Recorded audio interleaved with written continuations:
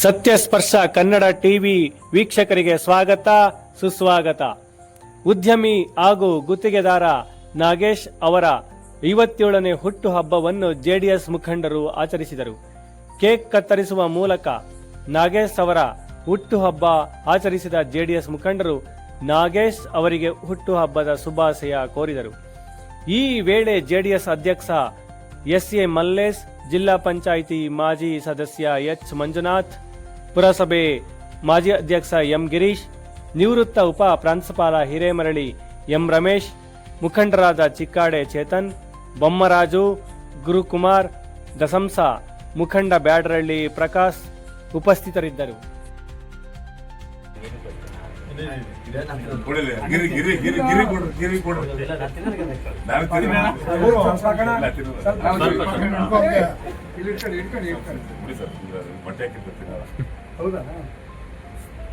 ಸುಮ್ಗೆ ತಿಂದಾಗ ತೋರ್ಸೋದು.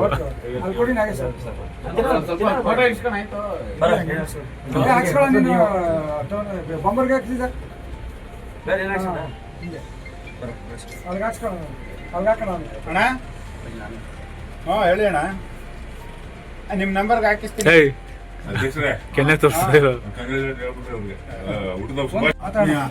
ಸ್ನೇಹಿತರೆ, ಈ ದಿನ ನಮ್ಮ ಪುರಸಭಾ ಮಾಜಿ ಅಧ್ಯಕ್ಷರು ಸದಸ್ಯರಾಗಿದ್ದಂಥ ಗಿರೀಶ್ ಅವರು ನಮ್ಮ ತಾಲೂಕಿನ ಪುತ್ರ ಅಂತ ಹೇಳಿದ್ರು ತಪ್ಪಾಗಲಾರ್ದು ನಾಗೇಶ್ ಕುಮಾರ್ ಅವರು ನಮ್ಮ ಅಚ್ಚುಮೆಚ್ಚಿನ, ನಮ್ಮ ಎಲ್ಲ ತಾಲೂಕಿನ ಯಾವ ಮೂಲೆಯಲ್ಲಿ ಕೇಳಿದ್ರು ಕೂಡ ನಾಗೇಶ್ ಅಣ್ಣ ಯಾರು ಅಂದರೆ ಯಾರಿಗೂ ಪರಿಚಯ ಇಲ್ಲ ಅಂತ ಹೇಳೋ ರೀತಿಯೇ ಇಲ್ಲ. ಅವರು ನಮ್ಮ ತಾಲೂಕಿನವ್ರ ರೀತಿಯೇ ಆಗಿಬಿಟ್ಟಿದ್ದಾರೆ.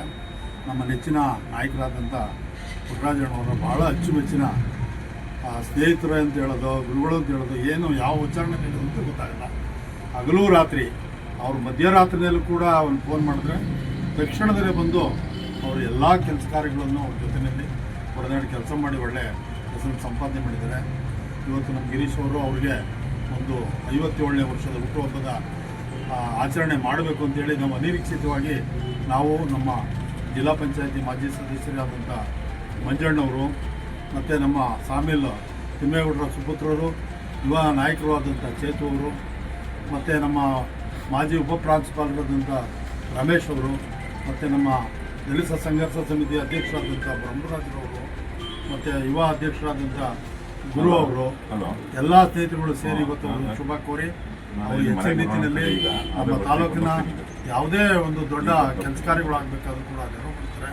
ಅವರಿಗೆ ದೇವರು ಹೆಚ್ಚಿನ ರೀತಿಯಲ್ಲಿ ಆಯೋಜಿಸುವ ನಮ್ಮ ನಾಯಕರಿಗೆ ಇನ್ನೂ ಹೆಚ್ಚಿನ ಬೆಂಬಲವನ್ನು ಕೊಡಲಿ ಅಂತೇಳಿ ಈ ಶುಭ ಸಂದರ್ಭದಲ್ಲಿ ಅವ್ರಿಗೆ ಶುಭ ಕೋರ್ತಾ ಇದ್ದೇನೆ.